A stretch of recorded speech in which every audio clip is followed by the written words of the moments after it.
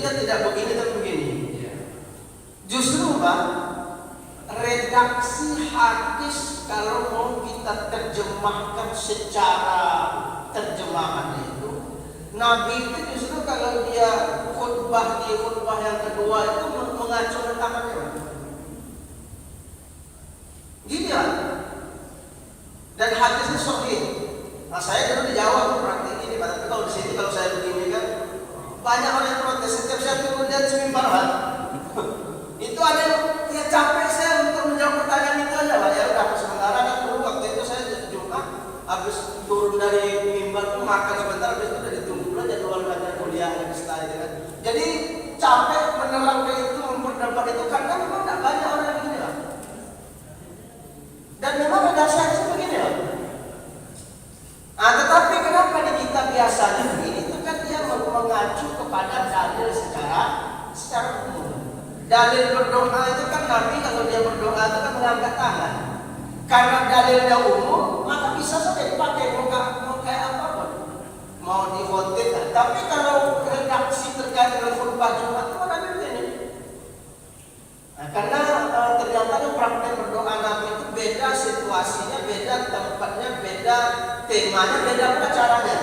Kalau dia sholat minta hujan, bagaimana caranya berdoa? Sama kan itu doa dia setelah selesai sholat. Nah, ini ini sampai bulan di Kori ini dia sahih sasar hukum Islam ini. Tidak sama, beda. Nabi kalau minta hujan itu kan, coba lah kalau namanya kita begini kan di atas mimbar khutbah Jumat kan tidak cocok juga. Atau ketika kita doa sholat, kalau kita begini kan tidak cocok juga kan. Nah, ya kan paling ini aja kalau begini kan ada juga. Jadi dikembalikan kepada situasi dan memang konteksnya. Nah, makanya kalau dalam hadis saya membaca itu dan saya memang sudah mempraktikkan itu ketika saya masih di Jawa, saya mau begini itu. Nah, tapi sampai di sini tentu biar dia tidak dianggap aneh dan mendatangkan persoalan baru, karena tidak semua orang ada juga yang mengkritik itu kayak khutbah di gereja aja. Itu dia kan kalau di gereja kan gitu tuh kalau apa ya kayak khutbah di gereja pada redaksi kan udah. Sekarang coba aja kalau kita punya Google dalam, coba ketik Nabi mengacungkan telunjuk ketika berdoa khutbah Jumat. Coba redaksinya itu riwayat siapa ini? Dan hadisnya sudah lah. Kalau begini.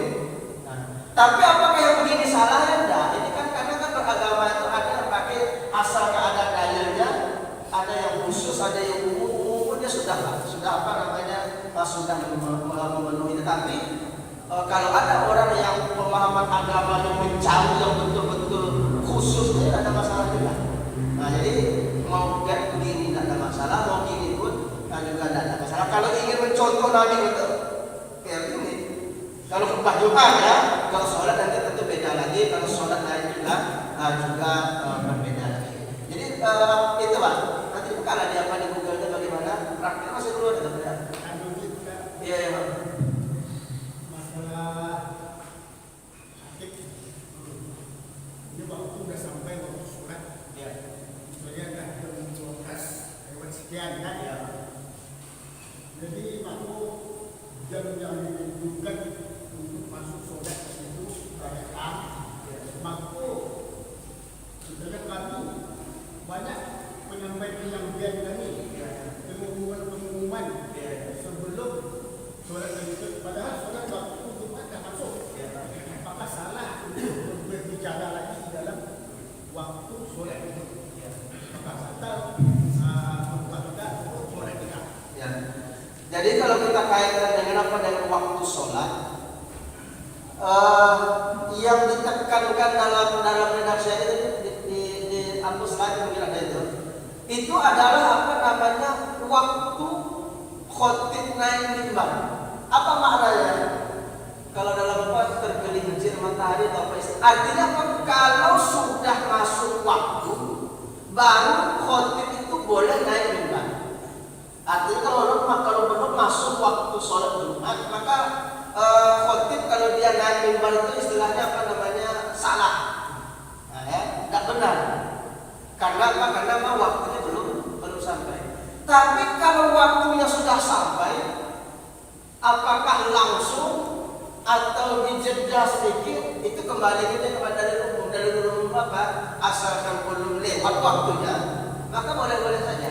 Nah, tinggal kan ini kan pembiasaan dan kebiasaan saja. Bahwa memang Nabi menganjurkan kita untuk sholat fi awwali waqtiha. Memang sholat fi awwali waqtiha, memang di awal waktu betul. Nah, makanya bijaknya memang betul-betul disetting betul. Kapan pengumuman itu seperti apa? Apakah dia sebelum, kalau umpamanya waktunya sudah masuk, maka 10 menit sebelum itu pengumuman silakan. Tapi kalau sudah begitu masuk waktu sholat, ini jangan tambah pengumuman, apalagi pengumuman yang apa bertele-tele tidak jelas, dan orang kan juga sudah apa? Sudah malas mendengarkannya. Ketika waktu sudah masuk, kok masih kita mengumumkan macam-macam, itu biasanya kita saja lah ya.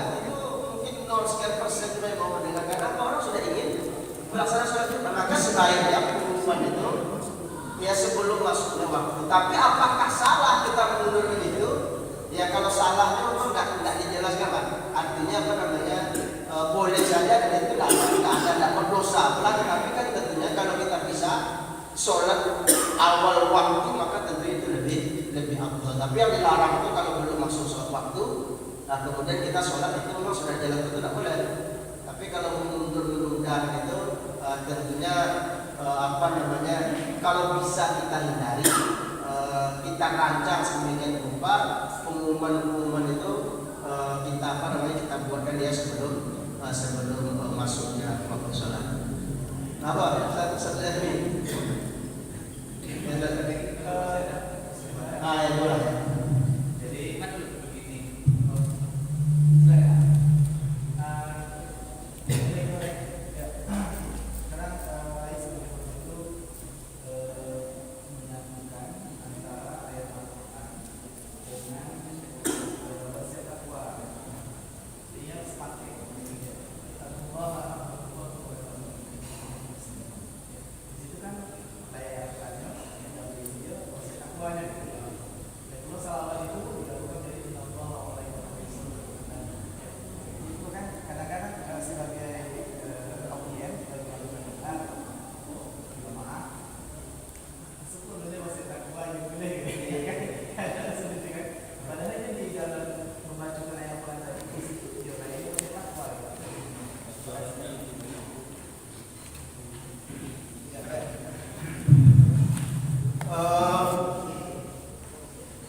Persoalan Jumat itu dia menjadi bermasalah ketika dia dilafazkan, dibacakan, disampaikan dengan bahasa Indonesia. Kan situ. Makanya dulu ada daerah tertentu, Pak.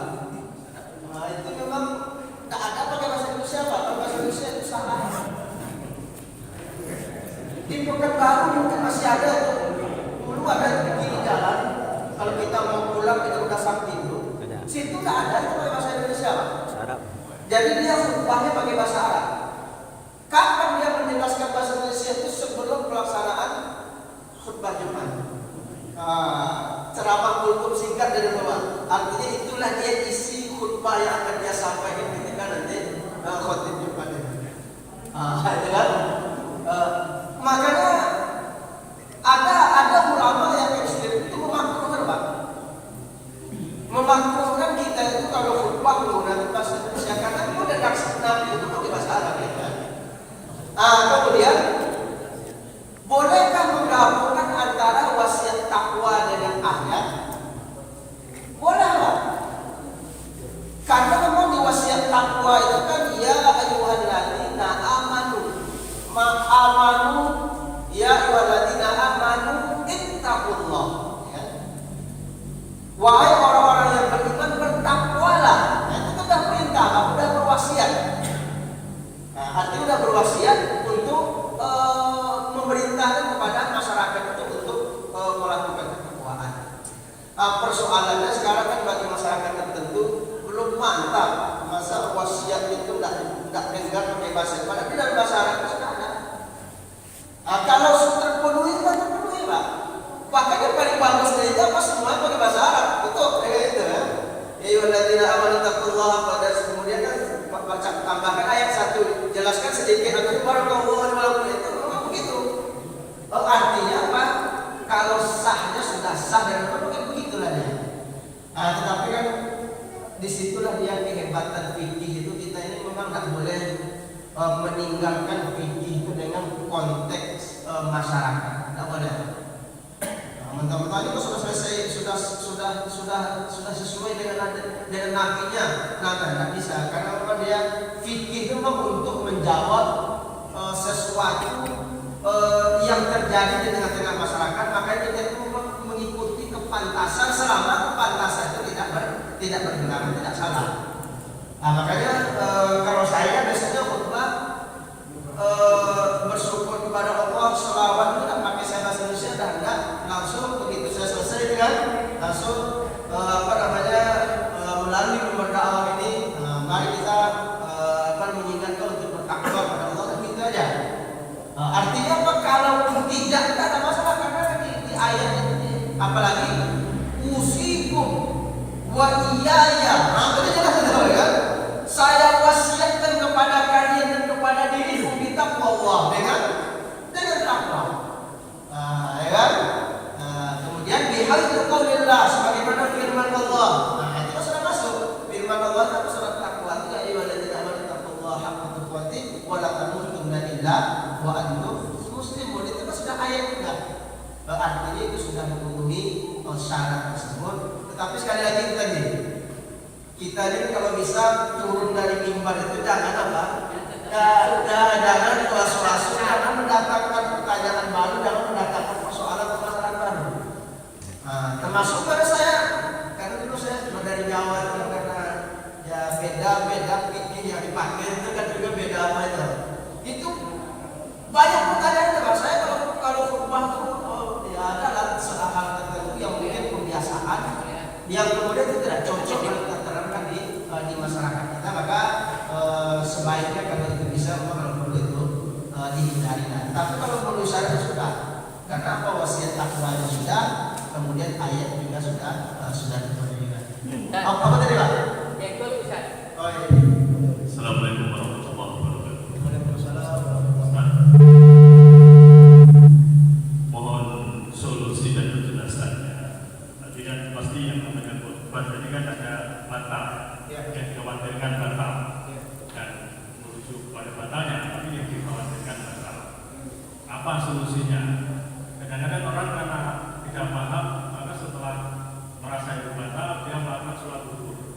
Padahal khutbah itu dan 2 rakaat itu sudah bagian dari sholat zuhur. Nah, apa solusinya? Kan gitu ya. Nah, apakah ada perkara untuk beristirahat, artinya untuk menjaga pas-pasan itu? Kan gitu kan? Karena ada juga ulama yang menyampaikan kan setelah sholat itu apabila dirasa ada kurang sahnya antara imamnya apakah khotibnya, maka dianjurkan untuk melaksanakan yaitu ada atau mu'adah. Maka itu 2 hukum, yaitu bisa menjadi wajib juga menjadi sunnah. Dan ingat di situ bukan usholi fardhu dhuhri, tapi usholi fi'il dhuhri. Kan itu. Mohon itu diperjelas dan nah, agar menjadi solusi bagi kita yang kurang memahami tentang masalah hukum. Nah, itu. Terima kasih. Mohon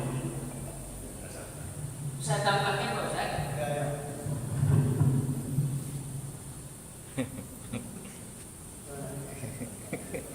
Yang dimaksud oleh para jemaah ini, ketika khatib yang berkhutbah itu tidak meninggalkan salah satu rukun. Kalau saya biasanya solusinya, orang yang berada di sini ataupun jamaah itulah yang akan memperhatikan khatib. Alhamdulillahirabbil alamin. Langsung dia amma ba'du faya ayyuhal hadirun ittaqullah, kan ditinggalnya selawat. Saat itulah kita perbaiki. Allahumma sholli ala sayyidina Muhammad. Boleh tak seperti itu? Kemudian ditinggalkannya ayat misalnya kan, ketika di awal ini ditinggalkan ayat ittaqullah karena para jamaah ini merasa ittaqullah itu belum ayat lagi, sebelum disempurnakannya, langsung dia menerangkan disebutkannya bismit.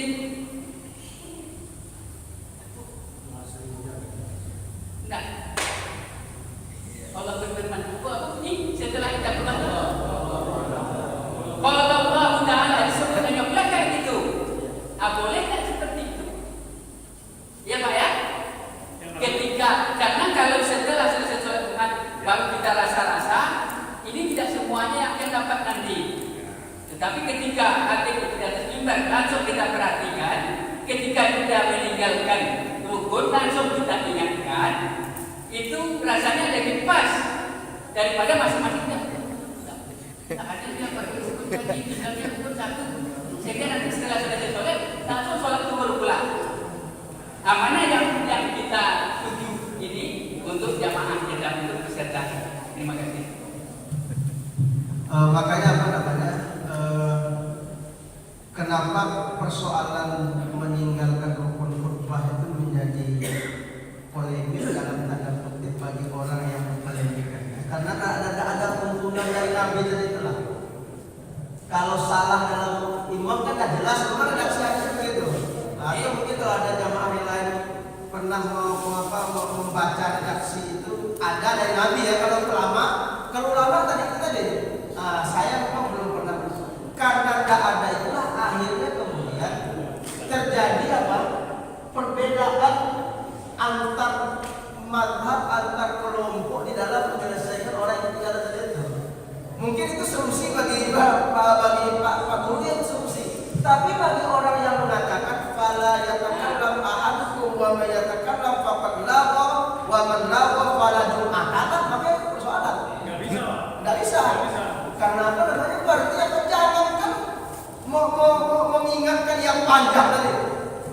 Mengucapkan satu patah kata, lagha. Sudah apa namanya? Sudah batal salatnya kan? Makanya kan ulama beda lagi Pak. Fala jum'atalah itu apakah tidak sempurna atau tidak sah? Itu beda lagi, itu berbeda lagi teman kan? Apakah tidak sah atau tidak sempurna? La yasihu atau la yakmal, tidak sempurna itu berbeda lagi. Tetapi intinya apa? Di dalam menyelesaikan yang semacam itu memang saya tidak bisa juga menetapkan di mana, itu tentu kan juga kebijakan masing-masing. Karena saya kan usuludin lah. Saya usuludin memang membahas tentang persoalan ini dari berbagai macam persoalan. Tapi kalau bagi orang yang memahami langsung kepada fikih syafi'iyahnya, itu saya kira itu sudah detail lah. Iya sudah detail lah. Jadi apa namanya? Rinci-rincian yang memang tidak ada redaksinya secara khusus dari Nabi itu dalam apa? Dalam mazhab fikih tertentu itu saya kira sudah apa namanya sudah dibahas. Tetapi apakah itu cocok diterapkan dengan apa oleh orang lain? Tentu kan itu juga menjadi apa? Menjadi persoalan. Sama seperti apa? Syarat pelaksanaan sholat Jumat. Nah, ya kan? Berapa kita kalau boleh melaksanakan masjid dalam tahap ini? 40. Sudah mulai banyak ya kan?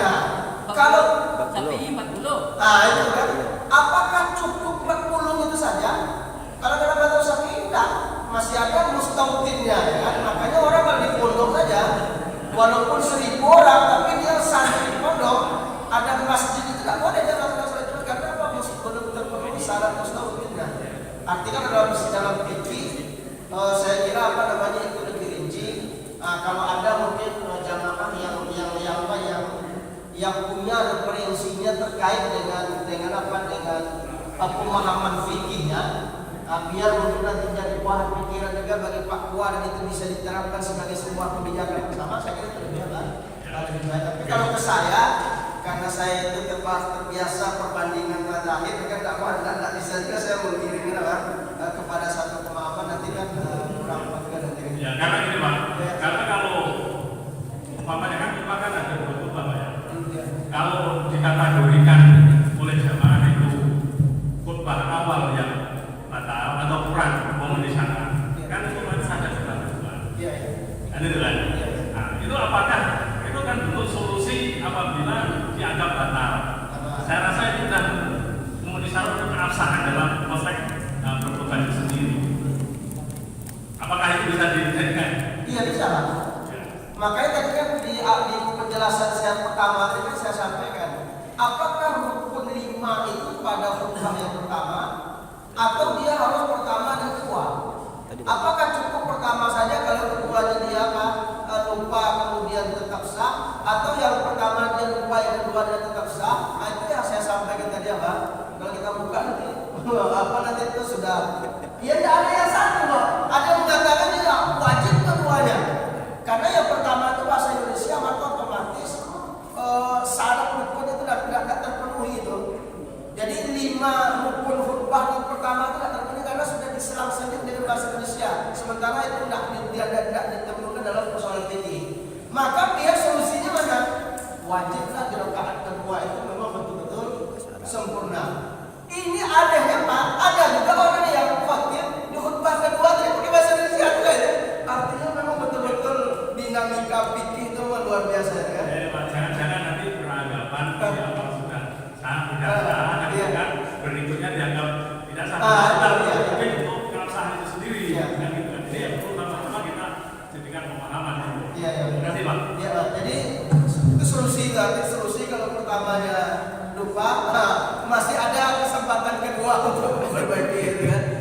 Artinya disitulah yang paling penting itu kalau bisa ya jangan sampai khotib itu begitu dia naik mimbar itu kehilangan konsentrasi ya kan, memikirkan hutangnya sehingga lupa kembali itu dia paling penting solusinya itu kan.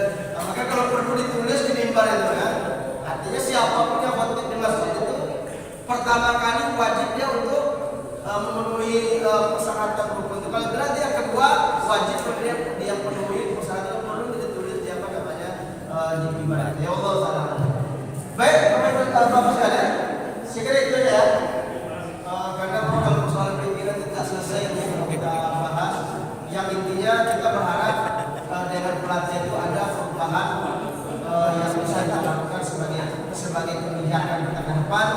Apa yaitu bagaimana kemudian kita menjadikan kesempatan prosesi Jumatan itu kita jadikan sebagai sarana untuk mencerahkan umat, mencerdaskan umat, kemudian memberikan pemahaman kepada umat, dan kemudian menyelesaikan berbagai macam persoalan keumatan yang memang betul-betul sekarang semakin berkembang, sehingga disitulah kemudian kita menjadikan khutbah itu sebagai sarana. Janganlah mengandalkan buku yang 50 tahun dulu ya kan.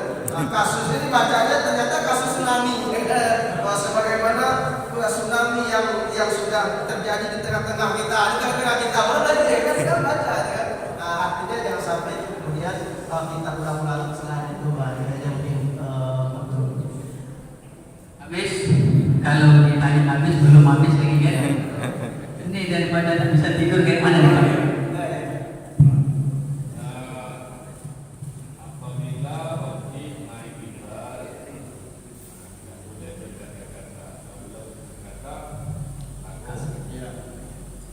Seandainya dia berkata-kata langsung jadi imam, gimana? Yang berkata Tapi dia contoh misalnya gini, dia lagi ada dalam juga, dia mana yang bisa kan bisa. saudara berdua, Iyo, itu saudara berdua, iyo berdua. Ya, sama itu ya. Kalau gagal tidak berjibun kan kita membuat itu. Sudah punya naik jadi imam, cuma tahu betul lah. Bekal tadi.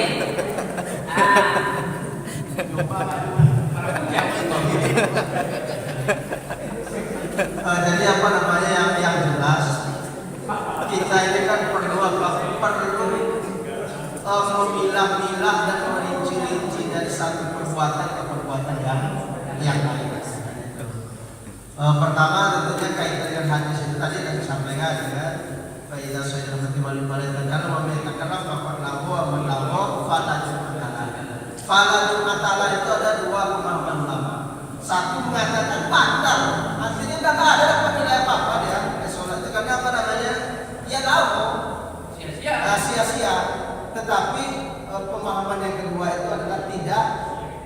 sempurna. Kalau tidak sempurna itu artinya masih dapet, tapi tidak sempurna lagi ya.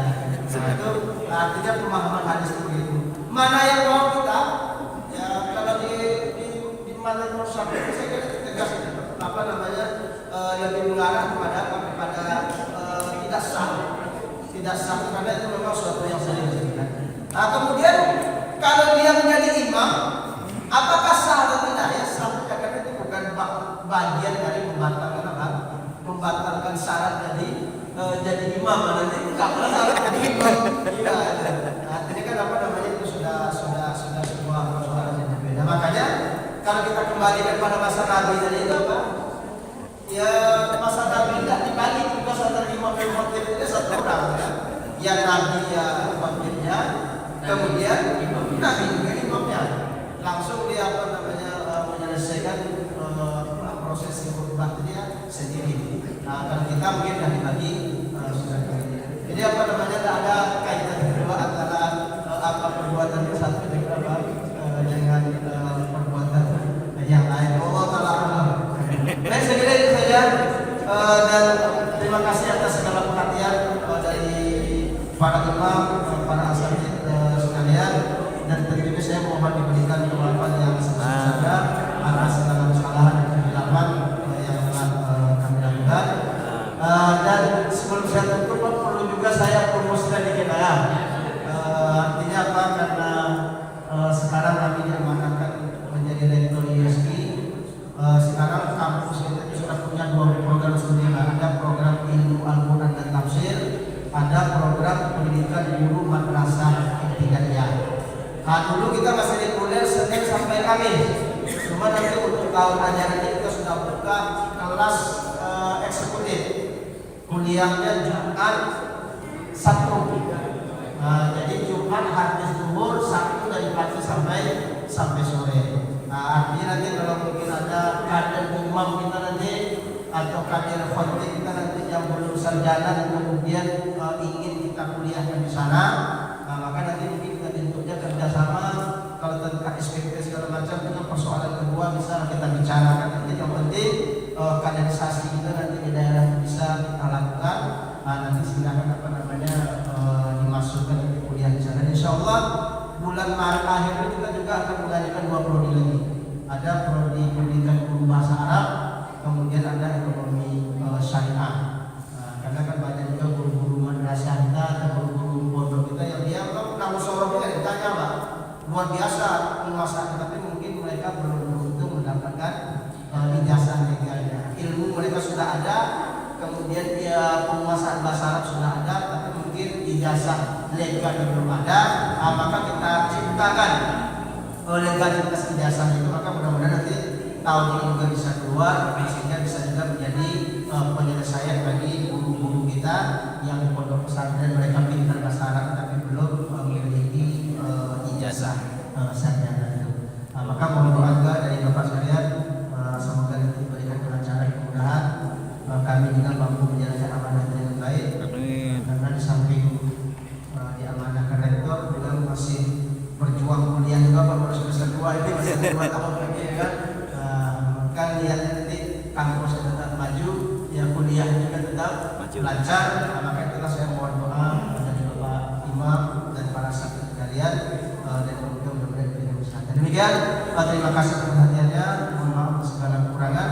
Subhanakallah wa bihamdika nasyhadu an la ilaha illa anta nastaghfiruka wa natubu ilaik. Akhirul kalam, wassalamualaikum warahmatullahi wabarakatuh. Waalaikumsalam warahmatullahi wabarakatuh. Terima kasih. Terima kasih kita ucapkan kepada Ustaz Hamdi Pranata yang telah menerangkan tentang bahan ataupun tentang materi khatib ini yang pada intinya perlu kehati-hatian kita dalam menentukan imam dan khatib, yang dalam artian bahwa sebagaimana sebisa mana yang bisa kita usahakan semaksimal mungkin di masjid kita masing-masing, itulah yang akan kita buat. Jangan kiranya nanti dia tidak paham lalu menimbulkan polemik. sudah sholat Jumat, sholat zuhur pulau balik kan. Jadi kehati-hatian untuk jadi hatib sangat perlu kita perhatikan. Jadi terima kasih ucapkan kepada Ustaz. Kemudian acara kita yang terakhir yaitu penutupan yang akan ditutup oleh Bapak Kepala Kantor Urusan Agama Kecamatan Kepenuhan. Kepada Bapak kami persilakan. Bismillahirrahmanirrahim. Assalamualaikum warahmatullahi wabarakatuh. Alhamdulillah anzala sakinata fi qulubil mu'minin liyazdadu imanan ma'a imanihim. Asyhadu an la ilaha illallah wahdahu la syarika lah wa asyhadu anna Muhammadan abduhu wa rasuluh. Allahumma shalli wa sallim wa barik ala sayyidina Muhammadin wa ala alihi wa sahbihi ajma'in. Yang kami hormati narasumber, Pak Rektor dan Ustaz Khairul Amin yang telah memberikan banyak ilmu kepada kita semua, sehingga mudah-mudahan para imam, para khatib untuk kedepannya bisa memanage masjid masing-masing, sehingga khatib itu ditunjuk hari itu memang dapat besok khatib kan Jumat kan ambau khatib ya dari saya itu gini lah buku dari mimbar sedangnya tidak mengetahui rukun khutbah. Ini harus hati-hati. Maka ke depannya seminggu itu dah tahu jadwalnya khatib untuk masjid itu. Maka masjid mesti membuat jadwal khatib untuk setahun. Misalnya di sini untuk khatib bulanan ini. Jadi dia bisa mempersiapkan diri. Jadi di rumah 3 hari seminggu itulah siap membuat bahan. Itu yang disampaikan. Sehingga ketika dia tampil menyampaikan materinya sampai kepada tujuannya. Namanya tunjuk sampai yang ada. Nah, itulah maksud kami. Maka Bapak Ibu, ini khatib ini bukan perkara yang sepele. Kadang-kadang itulah Ustaz ya. Buku dia jadi bacanya lah. Sehingga ketika rukun khutbah tadi ini cuma mau kita perbaiki lah. Habis itu judulnya, ya, ini judul Ramadan, ya, bulan Ramadan yang dibaca nanti ayat apa? Peristiwa Isra Mi'raj, peristiwa Mu'tad. Udah nyambung lah. Jadi kalau kita siap jauh-jauh hari, tahunnya akan khutbah, disiapkan bahan, siap sendiri. Itu maksud kita. Semoga ya Bapak Imam, Bapak Khatib, jadi mesti kita masing-masing bisa kita menyusun jadwal khatib di masjid kita masing-masing. Selanjutnya kami sampaikan di sini, tak lama lagi kita masuk Ramadan, dan dalam bulan Ramadan ada satu amal yang wajib kita tunaikan dengan zakat, yakni zakat fitrah. Oleh karena itu, yang ada zakat mal, zakat fitrah, tolong sampaikan nanti catatannya seminggu habis Idul Fitri itu sudah sampai di kantor rumah kita bisa rekap ya jumlah dari zakat yang diterima pada masjid kita masing-masing, ya jumlahnya. Jadi tertulis. Jadi nanti tadi ada yang WA saya, Pak tolong sampaikan kepada Ustaz yang menyampaikan narasumber itu, tolong kan imam khatib itu ini pengurus UPZ di masjid, tolong sampaikan cara pagi. Yang penting zakat fitrah itu mesti harus sampai kepada yang berhak sebelum khatib Idul Fitri naik mimbar. Yang sampai kadang-kadang ada tumpuknya zakat fitrah bila sesudah Idul Fitri sampai. Nah yang itu seminggu sebulan kau boleh apa bawa? Kau boleh zakat fitrah jamaah. Kalau bagikan kalau bulan Ramadan sampaikan, bahkan ada sedang mengatakan apa? Zakatul fitrah tukhraju lis-shaim wa tuhraju lil-masakin, menyucikan orang yang berpuasa, memberi makan orang fakir miskin. Jangan sampai kita habis Idul Fitri kita bagikan. Itu sedikit ya bagi Bapak Ibu. Semoga acara kita ini diberkahi Allah dan Bapak Ibu dapat pemahaman. Terima kasih kepada Bapak Ustaz dan Sumber. Ya, mari kita tutup acara dengan ucapan alhamdulillah, alhamdulillahirabbil alamin. Kami mohon maaf jika ada penyajian atau materi atau yang lain sebagainya dan hidayah. Assalamualaikum warahmatullahi wabarakatuh. Alhamdulillahirabbil alamin. Dengan berakhirnya acara yang telah ditutup oleh Bapak Kepala Kantor Urusan Agama Kecamatan Kepulauan Tani, maka berakhir pula acara kita pada kesempatan ini. Namun setelah kami tutup, nanti kami mohon untuk kita foto bersama sebisanya. Kemudian sebelum pulang nanti untuk menemui saudara Ahmad Nawawi, karena mungkin ada minyak sedikit dan telah disiapkan oleh panitia. Itu saja, terima kasih dan kurangnya kami mohon maaf. Kami akhiri. Wassalamualaikum warahmatullahi wabarakatuh.